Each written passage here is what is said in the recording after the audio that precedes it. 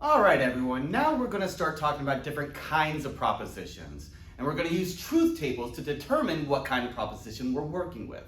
Again, you have a document that I highly recommend you use. This is a handout that's available for you. I'm going to be working directly from the handout. And so this information will be helpful for you to see and make sense of, especially as you're working on the assignment for this module. So we're going to begin with three different kinds of propositions.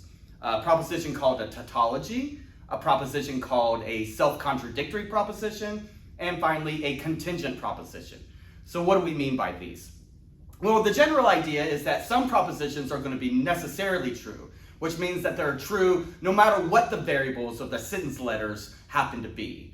Other propositions are going to be like always false, necessarily false. Every single truth value is going to be false. And that's independent of what the values of the sentence letters happen to be. And then finally, we're going to have some propositions that are contingent, which means that sometimes they're true and sometimes they're false. Or another way to think about that is that the truth values are going to vary. It's going to change throughout the truth table. All right, so I'm going to read the definition of a tautology. That's going to be what we're working with first. So that's the first one we're working with, a tautology. So what I generally mean here, what I want you to understand, is that a proposition is tautologous. It's going to be a tautology if and only if, right, we're thinking about the definition of it here, the dominant operator or the logical connective that we're working with is assigned the T, the truth value of true, under every single truth value assignment of that particular well-formed formula, of the proposition that we're working with. So that definition, again, is on your handout. I'm not going to write it on the board here for you, but I want you to be aware of it, pay attention to it, because you're going to need to know this for your assignment this week. All right, so let's look at a particular tautologous proposition. So that way you can see how we're putting together a truth value to determine that it's a tautology. All right, so I've got, let's see, if G, then H, and G, now I need to close the bracket, then H. All right, so I want to put together a truth table for this well-formed formula, for this proposition. I've got two variables, the G and the H, so that means I'll have four different truth values for each of the variables.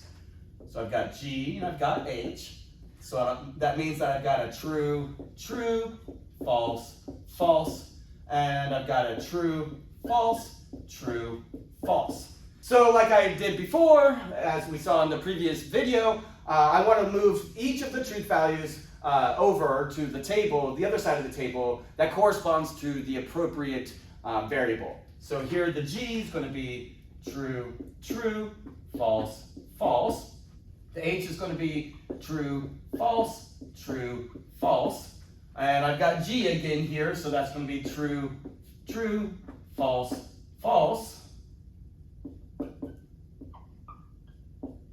And then finally I've got H, which is going to be true, false, true, false.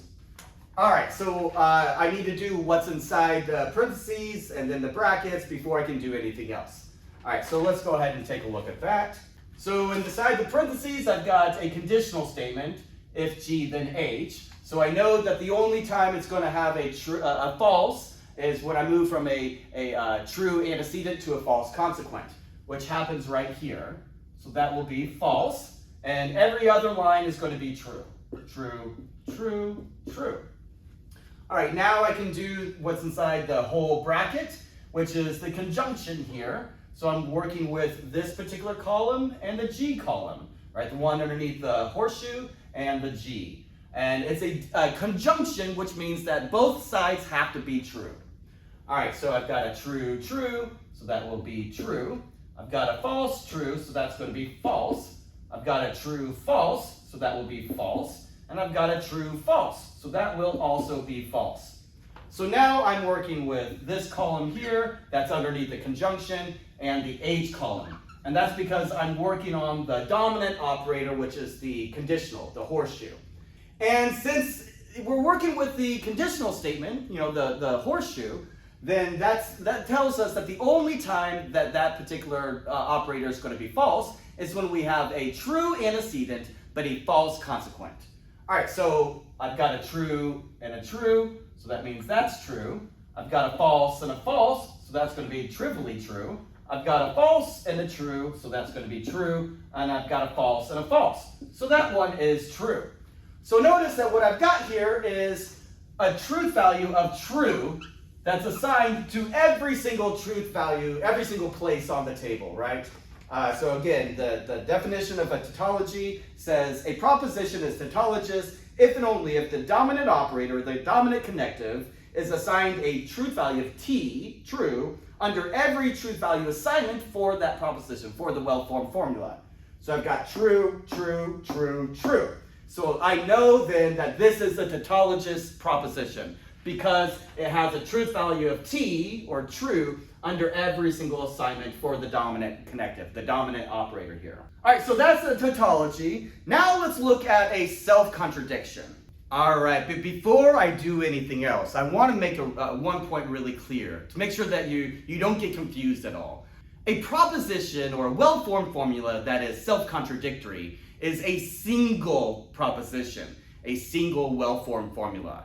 That's what makes it self-contradictory.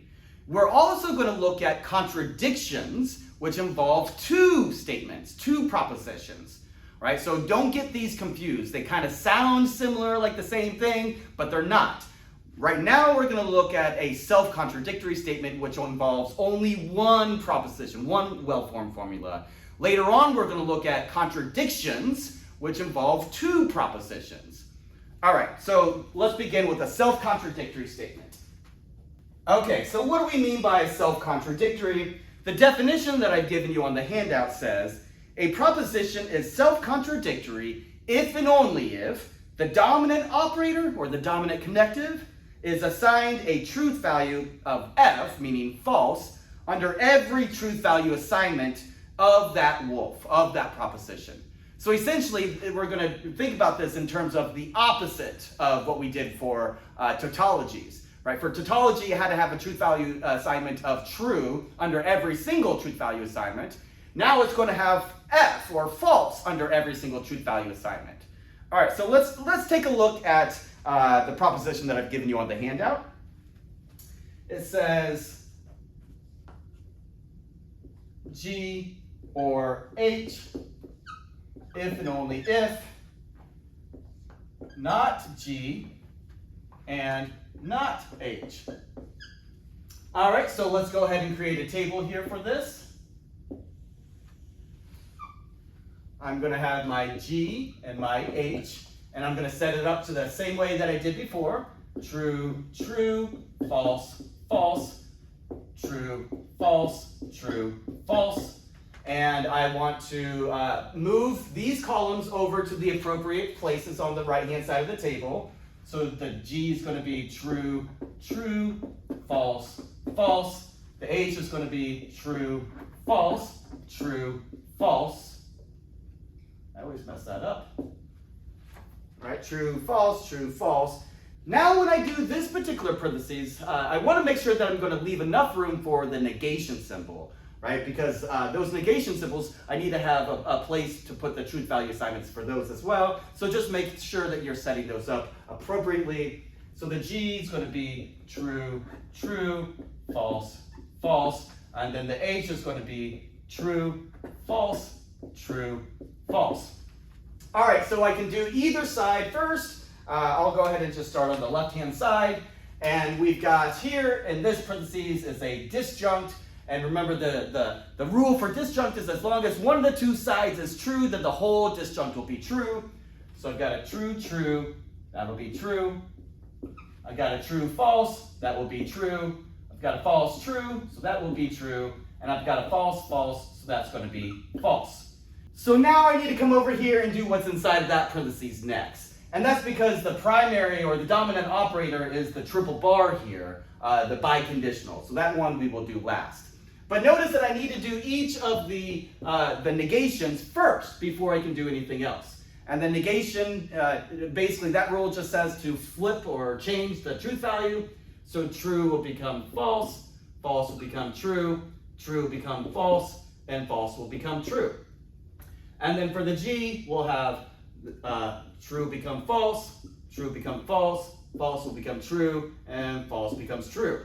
So now I can do the conjunction inside of the parentheses here. And the rule for conjunction is that both sides have to be true in order for the whole conjunct to be true. So I've got a false false, so that will be false. I've got a false true, so that's going to be false. I've got a true false, so that's going to be false. And I've got a true true, so that will be true. Okay, so finally I can do the primary or the dominant operator, which is the biconditional. And I'm going to be looking at this column and this column here. All right, so those are the columns that I need to pay attention to. And the biconditional, the rule, remember, says that both sides have to have the same truth value. Right? As long as it's either both sides are true or both sides are false, then the whole thing will be true. But if there's a different truth value on either side, then the whole thing is going to be false. All right, so I've got a true and a false, so that's going to be false. I've got a true and a false, so that will be false.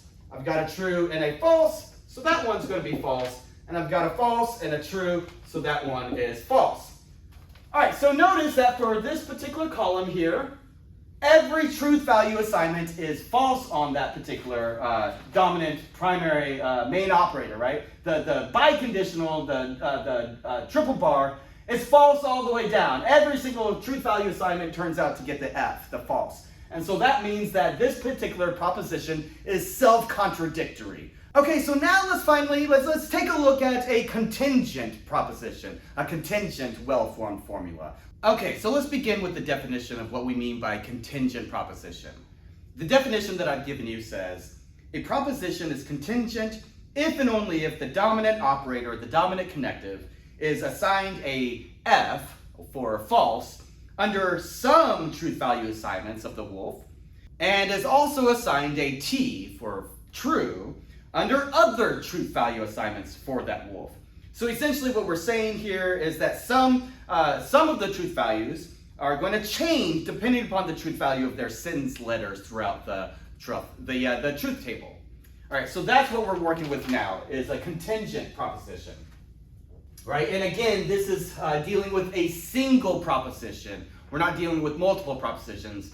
This is a definition that relates to only a single proposition. So let's go ahead and take a look at one. This is actually, I believe, one that we've already seen, but we'll use it again. A or B, and if B, then A, then B. Right? We saw that previously, but it'll suffice for our needs now. Okay, so we're going to create the table. So I've got A and I've got B here. A is going to be true, true, false, false. B will be true, false, true, false. All right, so I move all that information over. A will be true, true, false, false. B is going to be true, false, true, false. Here, B is going to be true, false, true, false. And the A is going to be true, true, false, false. And then finally, the B is going to be true, false, true, false. And in this case, we want to work on what's inside of the brackets first. And inside the brackets, we have two different parentheses. So let's do this one first. It's a disjunct, so that means as long as one of the two sides is true, the whole thing is. So that's true, that's true, that's true, and that's false. Now we can do this conditional statement here, and the conditional tells us that is the only time it's false is when you move from a true antecedent to a false consequent, which happens right here. So the rest of the values are going to be true. Okay, so now we can do the conjunction here in the middle, and the conjunction rule tells us that both sides have to be true in order for the whole thing to be true. So I've got a true, true, that'll be true, a true, true, so that's true, true, false, so that's false, and a false, true, so that's false. Okay, so finally, I can work on the horseshoe, the conditional statement, and I'm going to be using these two columns here. right? Okay, so the horseshoe, again, it's going to be true unless if we have a true antecedent and a false consequent, which happens right here. True antecedent, false consequent. So that will be false. And the rest of them are all going to be true, right? True, true, so that's true. False, true, that's trivially true. False, false, that's also trivially true. So essentially then what we're doing is we've noticed that we've got a change of truth values. Not the same truth value on every single truth value assignment. I've got a true, a false, a true, and a true.